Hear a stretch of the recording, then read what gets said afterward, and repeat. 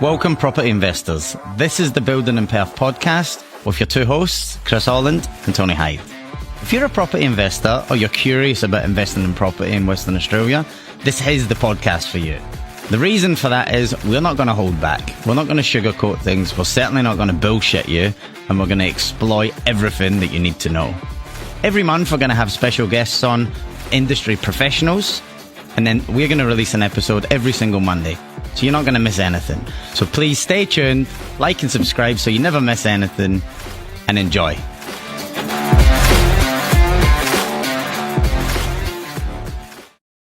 Hello everyone and welcome to the Building in Perth podcast with your host Tony Hyde. And Chris Holland. How are you, mate? Good, very good. That mo is just fucking getting better and better every You get a lot of single day. confidence when you get a moustache like this. So One day when you grow up you'll get a beard and I'll get the rest of it. That's right. Hey guys, great to have you with us again. So today we're going to talk about another quick podcast, but talk about the importance of the paperwork and all the types of paperwork you'll see get into your contracts and why it's important and what stages what you need to do. Lucky enough to have Chris here who literally owns this stuff when he's building houses, and it's really good in understanding why sometimes if you're not confident in yourself to have a builder broker and use that kind of stuff. Look, the importance of checking your paperwork, Chris, why is it important to check your paperwork? It's massive. All you need to do, right, is jump on that page again, Shonky Builders, and 50% of it is bad workmanship and 50% of it is clients not being able to break contract or they're getting hit with price rises. And it comes back to what we always say. They've just not been explained things correctly. They don't understand. They're not aware that they've only got a certain amount of time to get the finance sorted. What the fuck does that even mean? What does finance sorted mean for a first home buyer? They don't know. You investors and second and third home buyers obviously are a lot more experienced. But the truth is you're probably more experienced because you've been stung. So reading through your paperwork is so critical. Even engage a lawyer, get someone to help you, get someone else that's built a couple of times, get your mum and dad to help you, or come to guys like us who work independently for you. But don't rely on the builder because there's a lot of hidden clauses, there's stuff like gag clauses, and there's just so much shit. But it's very important to understand your paperwork. I know it's not fun. You want to pick the handles, you want to pick your bench tops and your tap, but you have to understand what you're signing, and that's obviously just in life. You don't want to just sign stuff without understanding it. So it's a good topic, I think, today, a really good topic, but it's very important. Yeah, so at the end of the day, when you've done all your paperwork, and we'll go through the different types of paperwork you're going to see because there's not just one contract, there's a couple with other variations. You need to know, at the end of the day, you should know what your full cost is, fixed price to get it done. Any variations, if it would pop up, what happens if there's a variation. Also, like your build method, it's called an addenda, what all your materials are going to be used, but what build method, what's actually in your house. Do you get aircon, do you get stone? What's it built? There's a builder standard range and a premium range. What's included? All that stuff. You need to know that and ask that question. You know, when people talk about full turnkey, what does that mean to a builder? Full turnkey doesn't mean aircon and flooring, but some is full turnkey. It depends what the bank. So really ask those questions. These are words we just throw about in the industry that we all know because we know the builders, but just ask that question if you're unsure. And this is not, just don't go for display homes. I mean, I say it all the time, but do not go sign up for a display home. Just don't. There's no benefit to it. There's no positive. There's only negative things. You think, or a lot of people think when they go for a display home and they get shown a plan, that's what's included. It couldn't be further from the truth. Absolutely every single thing in a display home is upgraded. And generally speaking, that doesn't reflect on the spec sheet. So it's a very... a lot of negative experiences for clients come through dealing through display home reps. So we'll talk about, there's probably 4 or 5 different types of paperwork you'll see. Some you sign, some you don't. We'll quickly rattle off. So the first one would be like your cost and sketch, right? So that's, you're not obligated to do anything. It's just, you know, what's the sketch of the house and the cost of it approximately, roughly, right? Then the next one would be your PPA, PBA, which we'll go into a little bit more. And that's when you're just making a commitment to the builder and allowing them to go and start work for you. And then number 3 would be your HIA contract, which we'll go into a bit more detail on that. And that's when you make the full commitment. You know, you're literally legally bounded at that point. You can't get out. With the builder, pretty much, yeah. And then after that, there's things like a pre-start and variations to your pre-start, and doors aren't available, and we have to vary that. And then after that, as we'll talk about at the end, about how you can exit these contracts, if you can, and what things would be aware of in that. So, look, the first thing I suppose is quote, sketch, and specs, right? You know, that's when you come in, you're all excited and go, cool. First thing before I let Chris unload on this is, do not, I repeat, do fucking not go in a display home or a builder and sign on the first day with this stuff. Yeah. If they're trying to push you to put your $2,500 down, $3,000, just go, thank you very much, and come straight over to Barrington Street where we are and come and see me, and I'll help you through this, because one thing you can't be doing is rushing that shit, because you're almost stuck, and we'll explain why. So quote sketch and specs. Yeah, look, it's sad because a lot of these guys get trained. It's called taking the client out the market. Once you've got a financial obligation from the client, 9 times out of 10 they'll stay with you, even though if they get bad service or the specifications or the inclusions are rubbish, or the build time is going to be long. Once they've physically put down $3,500 or 2.5 or whatever, every builder charges different amounts. Clients normally just stick with it because they don't want to lose that money. The truth is, once you pay that money, it's gone. You're not going to get back. It comes off the deposit that you need to actually provide for the bank. So the builder will give you a deposit receipt. So if you need a $5,000 deposit, if you're going to low interest, low deposit scheme like Keystart, that comes off your actual deposit amount. Then your land contract value, or your deposit that you pay for your land contract, that also comes on top of that. So anyway, that's a bit of information. But so the first thing is a sketch request or a quote request or something. So technically speaking, it'll be a bit of paperwork where the building rep shows you the price, the house design and the inclusions, but there's not really a signature required from the client as such. Now, some builders will say, yep, you're happy with this and blah, blah, blah, and you're signing it. But this is the very first start, I guess. And it's more to get you confident and comfortable with signing bits of paper, because it's a scary thing. Clients are coming in, they're excited, they're emotionally attached to this design or the block of land, or, I mean, sometimes they don't even get to see the block of land. These idiots push them to sign up before they see anything. So it's unfortunate. But anyway, the second thing is your PPA. So your preliminary plans agreement, or PBA, preliminary building agreement, or, every company PPC. They're all the same thing. But at this point, this is very important. So clients think that they're locked in at this point, right? But it's not. It's preliminary. So clients will sign up on this, and this is your PBA or your PPA will give you your plan, your sketch, your elevation, your choices. You've done a lot of selections at this point, but there's also a line in there that's non-refundable deposit, and that's fair enough, because the builder has invested resources to design your house, and you get your paperwork and your admin support, and if there's been changes made. But at this point, what they don't tell you is there's no more changes. A lot of this word you hear a lot by consultants is, we'll do it at pre-start, we'll do it at pre-start, we'll do it at pre-start. They always push everything back to pre-start. So the sad thing is, I think the industry average from meeting a building rep to signing the PPA is only 8 days. That's you've not had anyone near enough time to think about the house design. Do you like it? Do you want a sunken theatre? Do you like the kitchen? Do you want to add space to the bedrooms, etc., etc.? A lot of these big project builders, they don't allow you to make these changes. So these clients basically just get pushed into a degree of, this land's available, this house is only available, or we're going to price rise you, and they get forced in. But once you make that commitment, once you sign that PPA and pay your money, there's no more changes. And that upsets a lot of clients because of that terminology that the rep will say, we'll do it at pre-start. But there's no structural changes at pre-start. Pre-start is just your handles, it's your tile selections, it's, bits and bobs. It costs the builder a lot of money to change things at pre-start, because they have to re-engineer the house if you make any changes. So it costs them money. So they just don't let you. So be very careful. Now, the good thing about a PPA or a PPA is, I'm sure hundreds of you listening are at this point now where you're unhappy. You kind of been fooled or tricked into signing this bit of paper.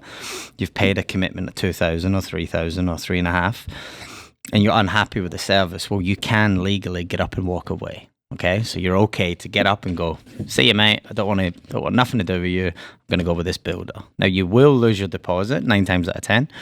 However, if you come and see us, for instance, or a good builder, they won't charge you a deposit because they'll understand the experience that you've had. So they'll actually discount that $3,000 off your house, and they'll write you a receipt anyway. Okay, so it's not the end of the world. If you're unhappy where you are, you don't feel that you need to just put up with it for the sake of it. That's the opposite. You're in a relationship with a builder for 12 months, and if it started off average, chances are it's going to finish average. So yeah, that's a good bit of advice, I'd say, is once you've signed that PPA or PBA or PWC or whatever the fuck they call it at that company, you're not you're not locked in. Okay. So that's why we say, like, and I think if you've not listened to our podcast, we've had a land agent on here. We've spoke about land. Get the land first before you do any house 100%. designs, because then before you sign that PBA, and we'll tell you, look at the house and go, are you happy with it? Does it walk through? Has it got everything you want? Does it have a laundry in it? Jeez, the amount of times people comes in, there's no fucking laundry or a linen closet. Yeah. Make sure you've got, go away, take it away. I'm going to take it away and have a good day on this. Get your mum and dad to look at it. Yeah.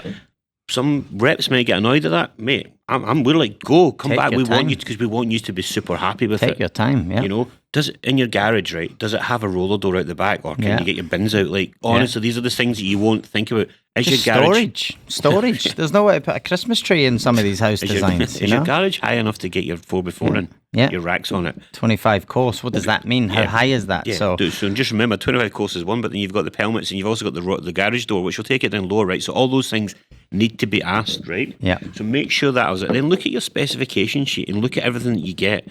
Did he say full turnkey and you've not got aircon and stone bench tops? Or do you have LED lights? Do you want that? Or you can take anything you want out. Are you a Sparky? Get the LED lights, take out, put in the junction. There's loads of things you can do, but make sure that you understand every aspect of that before you put any money down with the builder. And it's not the display home. And you're I not just getting the need to say display that, home. yeah. That's stupid amounts of money, right? You might get the sort of the same design, but ask them to see the difference. I promise you'll have a much better time on that. It's that's just probably, if there's anything at this podcast, is don't sign anything until you're comfortable and understand. Yeah, even if you're going on the builder, come and see us, and we'll give you a step for in saying, yeah, okay, cool, yeah, whatever. We're happy to help. You know, that's what we're there for, right? Yeah. So look, that's a good thing, right? We get to PBA, we've done that, but there's one part of the PBA that we want to talk about is it's called PS, provisional sums, and it's more against the site works.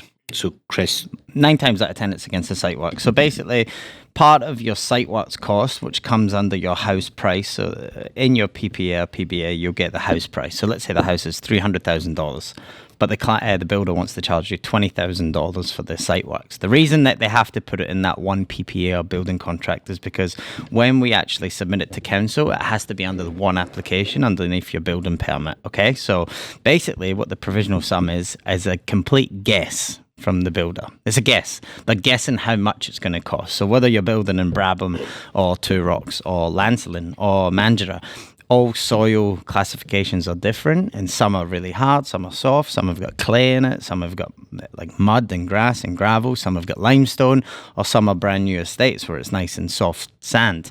Some are next to the coast. So that when you go for bigger builders, they will have a general idea of these costs. They know from experience of building hundreds of thousands of houses that they know if you're building in Brabham, your site works are going to be 20 grand. Or if you're building in Mandurah, they're going to be 12 grand or wherever. By the way, site works is the biggest rot in the industry where builders rip you off, but that's another story. Going to be doing site works in the next couple of weeks, guys. Go right through it all so you understand. Just on site works because it's ridiculous. Anyway. So yeah, in your contract, when you're signing that PPA or PBA, you're actually agreeing that the house price is $300,000 with the specification sheet that you need to sign, and the design of the house is this. That's all nice and easy in black and white. But then you're signing a document that says the provisional sum of 30 grand for site works in Brabham, let's say.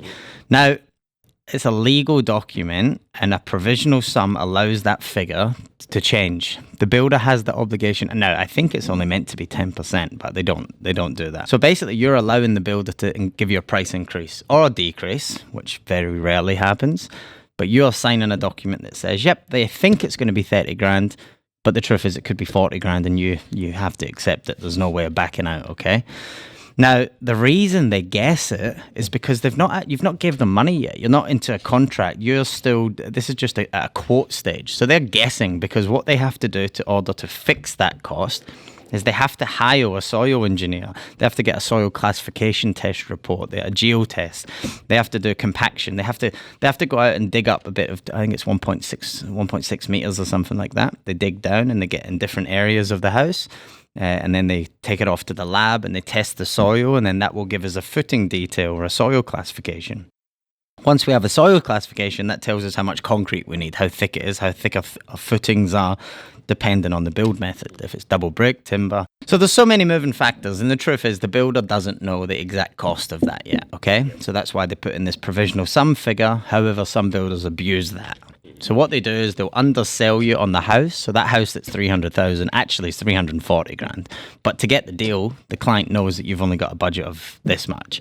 So he'll undercut the house price and put it down as 300, knowing fine well that he's underquoted the site works at 11 grand. And then he'll come back and go, actually, it's 41 grand for site works. The builder gets that money back. Everyone wins except the client. And you can't get out of it. Yeah, no, and you're stuck, right? And by that point, you've already made a financial obligation or commitment of 3.5 grand.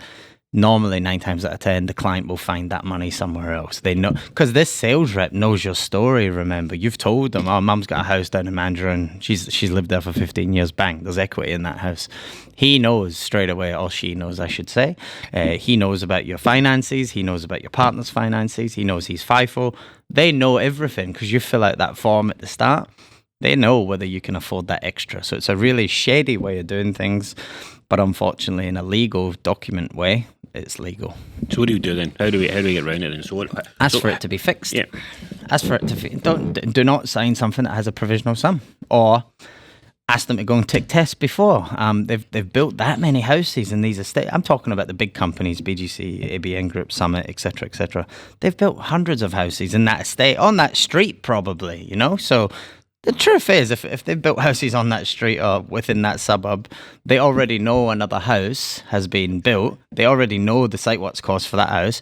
Fucking ask them to fix it. And that's what Don't be scared. And that's what we do, right? We'll check that for you. Yeah. And we'll know, because we've worked with loads of these companies before and go, we know the site works should be with that. Now, sometimes we might put a little bit extra in the site works just to cover. We tell the client that. We're going to put a little bit extra because we'd rather have that conversation and, hey, it came down.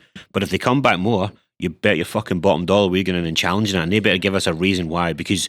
And again, and I know you've done it and I've done it. Yeah. They've went, oh no, it was a mistake, and they've quickly scrambled it back. Oh, for sure. So that's the joys of having someone in the industry that knows what they're doing, especially like me and Chris. For sure. You won't get that bullshit, right? No. That's what we're trying to say, guys. 100%. Is some of them, and I'm not saying all builders do that. We've got some builders there that are really good. They'll give the client the reports and say, hey, that's the prices actually came down, right? Yep. So just be mindful of that, but don't fucking sign it if you're not comfortable. During the grants, one trick that I used to do is put $3,000 provisional sum on top of the site works cost that the builder recommended. So say it was 16 grand for wherever, Lakelands, let's say, right? I would put actually in 19 grand, but I would tell the client, I would say, by the way, the builder's quoted us 16. I'm putting in 19. There's a 3K buffer for 2 reasons. The buffer, if there was time delays or the block wasn't titled, then basically that 3K would absorb some of the building price increases when the material prices were going up. Secondly, if the quote actually comes back at 16, 15, 17, you've actually got extra 2-3 grand there. Put that into your pre-start. Go into pre-start and upgrade whatever you want to the value of 3 grand, and it doesn't cost you anything. Yep. Because that's the next thing we're going to talk about, pre-start and variations, I think. So now we'll jump on the HIA contract. So just on PPA, like the big thing is there will be provisional sums in there. Ask them to fix. If you can't, ask them why they're pricing it at that cost. If they start to struggle, run out of there. But if they're like, oh no, we noticed that price because we built 55 houses in that area, and that's the price. And if you're still not sure, come and see us. And if not, come and see us first around the way anyway, and we'll sort it for you. So once you've done all that, and they've done all the engineering reports, and they've all done, then comes the HIA contracts. So this is the one that you'll see all over Shonkies, all over, but this is a real legal document, right? So HIA. Housing Industry Association. I actually done my apprenticeship with them. HIA is a government body. It's there for the people. It's not there to protect the builders, actually. So 85% of builders in Perth use a HIA contract. The other 15 of the big guys have their own contracts made up. They're the ones you got to be worried about, okay? They're the ones, again, your BGC, your ABN groups and stuff like this. People who get their own contracts written, there's a reason for that, okay? So they're actually covering themselves and not so much covering you. The HIA contract's a good one. It actually protects the client. You can also get free information if you're a HIA member, which only costs about $60 a year. They'll represent you. They give you legal documentation. They give you advice, free of, well, not free because you pay the membership, but, for that $65, you got all this help, basically. The HIA is good. The HIA is a government body, and it protects the people and the builder. They're trying to make it fair. What clients don't understand is what they're signing in that document. So again, sit down with someone independent who's signed it before, or maybe someone that understands contracts, or maybe even a lawyer. Maybe I don't think it's bad to pay a lawyer a couple $100 to sit down, read it for an hour, and explain it back to you. Understand the pros and cons of what you're signing. because that is a fair document and a fair contract. You just have to understand the loopholes and what covers you and what covers the builder, because the builder's got an obligation to follow that. They have to do certain things in a certain amount of time. Otherwise, they can't void you on price rises. There's a new builder that's came out that's backed by a very good builder, and they actually tried to do the wrong thing by one of our clients, Emily Fagan. And long story short, Emily's educated lady, and she read the contract and she went, no, I'm within my rights to reject this proposal. And the builder actually fucking shat it and said, no, actually, you're right. They didn't even know the contract, So that's a big shout out to one of our builders that done the wrong thing, who now we don't do any business with anymore. It's as simple as that. But this client was educated enough to read and understand the clauses in the contract. So again, if you're a hairdresser, if you're a chippy, if you're a police officer, whatever, and you don't understand contracts, that's okay. Get advice of someone that does, because you have to understand what you're signing. And vice versa. The client also has obligations that they have to follow throughout that contract, or it does allow the builder to hit them with price increases and all these other time restraints and delays. So it is a fair document. You just have to understand it. And I suppose the two main ones, right, it would be this, and again, if you're educated or even lead some stuff, there's a 45-day clause, and then it's called I don't want to say a 300-day clause because each builder does differently, but let's call it 300 because it's kind of standard, right? So the 45-day clause, this is when you first sign your HI, you've got basically 45 days, which is working days, not the weekends, to basically have your finance in order. Yeah, finance approved, yeah. So do it, and then if not, you can then they're legally allowed to hit you with a price increase. Now, the morally good builders through the grants haven't done this, or have tried not to do it because they know that they've not got to site or there in time. But we're working on the best case circumstances. If your finance isn't ready, do not fucking sign anything unless you'll get there within the time scale. And if you don't understand them, ask. Yeah. Well, that's the thing. You might be waiting for time and job. Like some banks require that you've been in the job for 3 months or 12 months or 6 months or whatever. The mortgage broker that you're dealing with, episode 2 or 3, we speak about finance. Again, that's why I think you go for an independent mortgage broker, not the mortgage broker who works for the building company, because they're not going to tell you these things, right? Because they want the sale. They want the sale for the builder and blah, blah, blah. But if you understand that you need 3 months with this new job, you got a promotion, now you're FIFO and you're earning 140 grand a year, but you've only been there a month. You need 2 more months before you can actually qualify for finance. But that could be enough depending on how long it's from when you've signed up in the contract and stuff. It might take you over that 45-day clause, and then you're eligible to be hit by a price rise. So yeah, it's understand the contract. It's not a bad contract. It's a good contract. Come and sit down with me or Tony. We'll help you explain it, even if you're not one of our clients. But just please understand all of this before you're signing, because when you sign the HIA one, that's when you're screwed. You can't get out.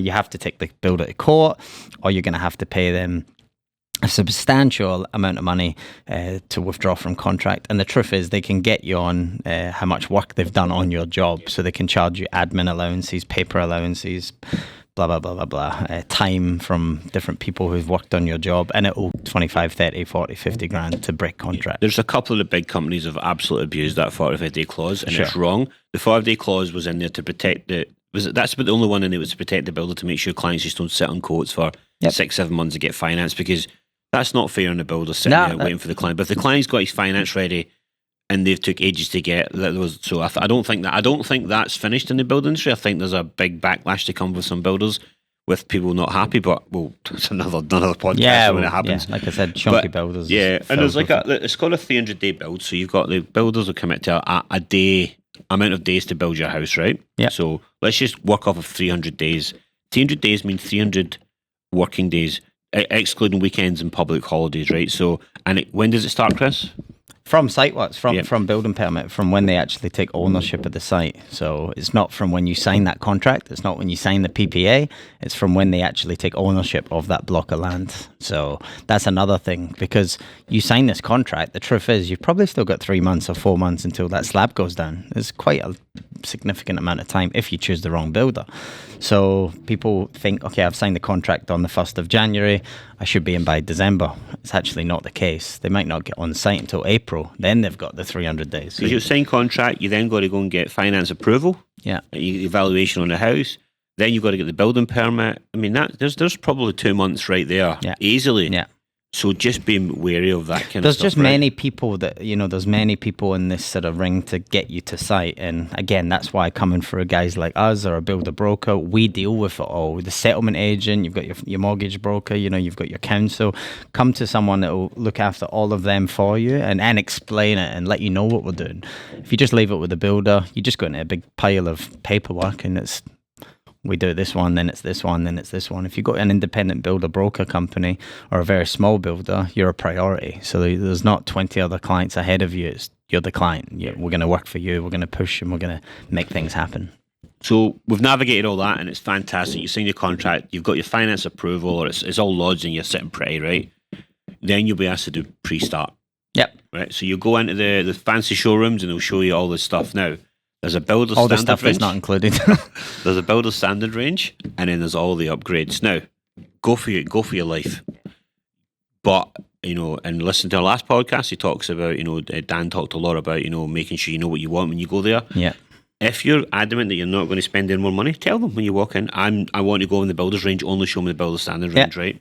You can take stuff out. You can upgrade. Then you get a quote or a variation. Which, if you're lucky enough, you might be able to put in your home loan, but very rarely does that happen, right? You're usually too late. Then you then have to pay the builder direct. Yeah. Your 10, 12, 15 grand. What we like to try and do if there's money in the budget is give you a pre-start allowance, which is part of the contract, so you can go a little bit crazy and enjoy yourself. But if that's not there, you'll be subject to paying the builder direct. Now, different builders work different in ways, so... The thing is, I mean, at this point, they've completely got you tied up. So if you really want a second shower, but on your plan, you've only allowed one shower, they can charge you whatever they want. Now, it should only be about $400 to $600 extra. It's only an additional bit of fucking poly pipe, another spout, another shower head, some tapware. The label's already included because you're basically right there. It should be $400-600. But at this point, after contract, if now you're trying to add something like that, there's nothing stopping them charging you $2,000, $3,000. You can't. What are you going to do? You say no. It's going to cost you more than that if you get it done after construction, because then you've got tiles and blah blah. It's a finished house. So again, it comes back to the first point that you made, Tony. Like, don't rush into anything. Don't sign anything until you're completely happy and understand what you're getting. Yeah. Pre-start can be good and bad. It's meant to be fun. It's meant to be good. There's some of our builders have beautiful display pre-start rooms, and you get wined and dined. They'll give you champagne, you get coffee, you get cake and lunch, and some of them take a full day. Some of them rush in and kick you out after 2 hours. It's meant to be a fun experience. The other thing is the builder should give you about a month prior to your pre-start booking to go and these are the shops that we buy our stuff from. This is our builder's range. This is our upgrade. Go and have a look.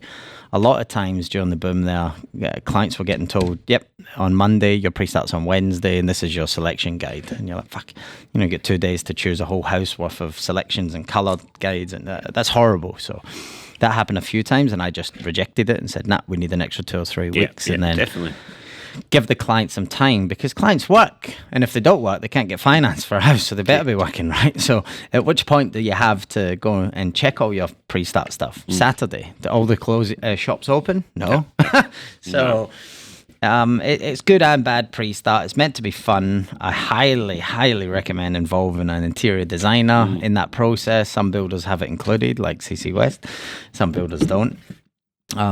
Get 3D images, really understand what you're signing up for. If you can see it visually, you'll be a lot more happier than these little placards, and again, that's something that you get not with the project builders. Once a lot of time, but some of these builders will give you variations on the day, right? Again, do not fucking sign that. Please don't sign it. Come back, come and see Chris, come and see me. We'll give you an idea of, do that, that's a good price, actually makes sense to do it. No, don't do that. You want overhead cupboards, they cost X amount. There's companies out there that'll do it for a lot cheaper. Yep. So when you go and do your pre-start, make a note of your colour selection, make a note of your tile range. Yeah. Ask the people at the tile centre, hey, what batch is that? How much would I need to finish this? And then ask them to keep a row for you. Yeah. And then you can finish it yourself, or try and find a tile that'll do it. There's loads of different ways that you can get around it and make it a lot cheaper, right? Because remember, the builder's going to try and... Well, they make margin, so whatever it costs on labour and material, the builder times that by a margin. So at at pre-start, it could be 15, it could be 25, it could be 30%, but the builder makes money on every part, which is fine. They're running the company. I guess it's all cost over convenience is the thing that I say with pre-start. Yep. Can you be bothered saving money over the convenience of just getting the builder to do it? Because sometimes that's what clients want. If they've got a bit more budget and they've got a bit more cash in the bank, there's nothing wrong with the builder making an extra 4 or 5 grand on pre-start, and then it's done. You get your keys and everything's finished. You don't have to get a tiler to come in and finish this.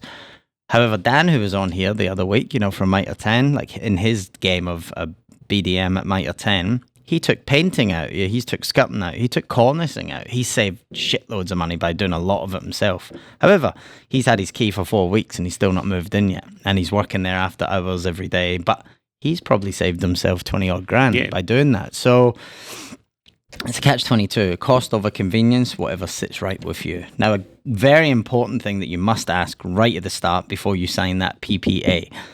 If we go to pre-start, if we do a variation, when do I have to pay that? So some builders will let you have it until you've got the keys. They'll give you a payment plan. Like for my clients, they rack up pre-start bills and whatever else and go a bit crazy because we're a bit more luxury builder-wise. So they've got higher expensive taste, let's say. And then I will, as long as I have that money in my bank by the time they get the keys, I'm happy. Now, whether that's $50 a week, $100 a week, or they want to pay me 2 or 3 big lump sums, whatever, we can customize that.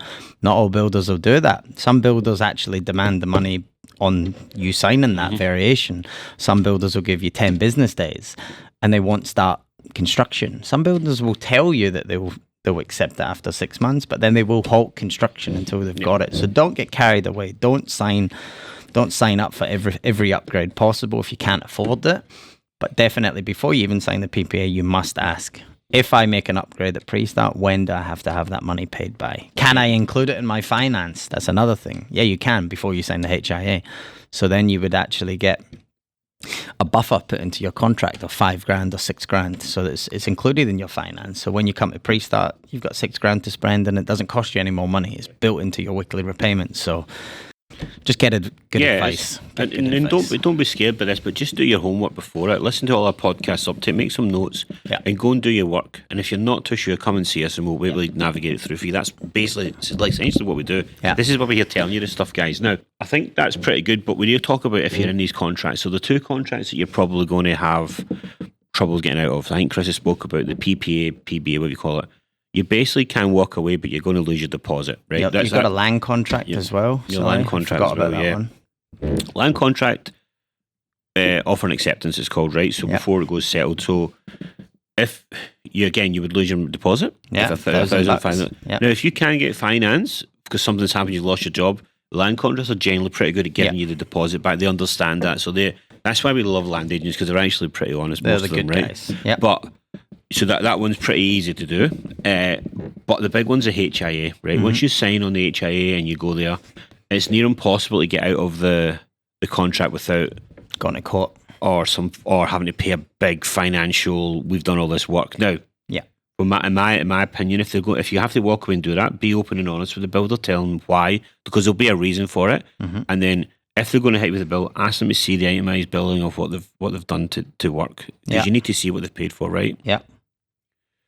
Really that's it. But you don't want to get to that stage, But I mean, if you've got a reputable, if you've got a good builder that's a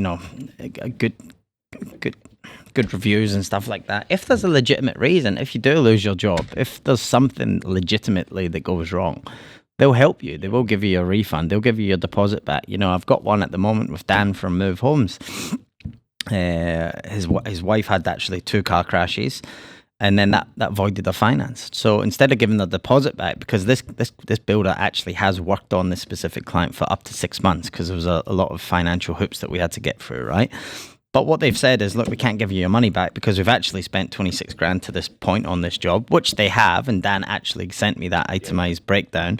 But they said, we will hold this build and this price for another year for you, which is amazing, right? So obviously they inflated the price maybe 10, 15 grand to allow for any price rises.